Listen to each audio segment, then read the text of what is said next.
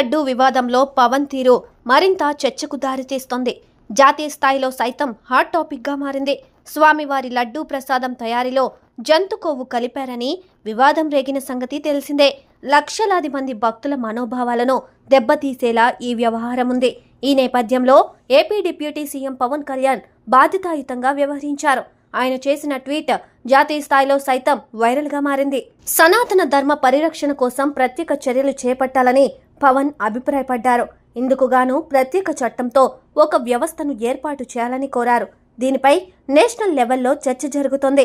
అదే సమయంలో ఈ వ్యవస్థ ఏర్పాటు అనేది ఇతర మతాలకు వ్యతిరేకం కాదని కూడా పవన్ తేల్చి చెప్పారు.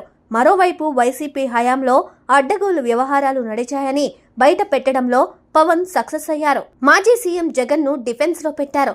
తాజాగా పవన్ ప్రాయశ్చిత దీక్ష ప్రారంభించారు. 11 రోజుల పాటు ఈ దీక్ష కొనసాగించనున్నారు. చివరి రోజు తిరుమలలో శ్రీవారిని దర్శించుకోనున్నారు. దీక్షను స్వీకరించిన సందర్భంగా పవన్ కీలక వ్యాఖ్యలు చేశారు. గత 5 ఏళ్లుగా తిరుమలలో అడ్డగోలు వ్యవహారాలు నడిచాయని గుర్తు చేశారు.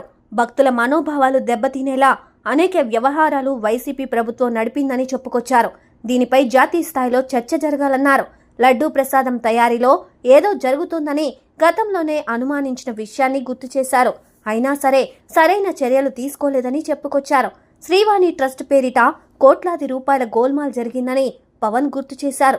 చివరకు శ్రీవారి లడ్డూ ప్రసాదం తయారీలో జంతు కొవ్వు వాడారని బయటపడడం దురదృష్టకరమన్నారు. తిరుమలలో ఇంత జరుగుతుంటే చైర్మన్ గా వైవి సుబ్బారెడ్డి, కరుణాకర్ రెడ్డి, ఈవో ధర్మారెడ్డి ఏం చేస్తున్నట్టు అని ప్రశ్నించారు. శ్రీవాణి ట్రస్ట్ పేరిట 10,000 రూపాయలు వసూలు చేసి 500 రూపాయల రసీదు రాసిన విషయాన్ని ప్రస్తావించారు. మిగతా సొమ్ము ఎటుపోయిందని నిలదీశారు. ఇంత జరిగినా జగన్ అడ్డగోలుగా సమర్థించుకోవడం ఏమిటని ప్రశ్నించారు. సనాతన ధర్మ పరిరక్షణపై జాతీయ స్థాయిలో చర్చ జరగాల్సిందేనని తేల్చి చెప్పారు.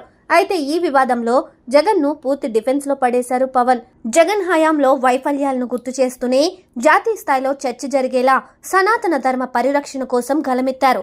ఇప్పుడు ప్రాయశ్చిత దీక్షతో మరింత చర్చ జరిగేలా చూశారు. దీంతో వైసీపీ ఆత్మరక్షణలో పడింది.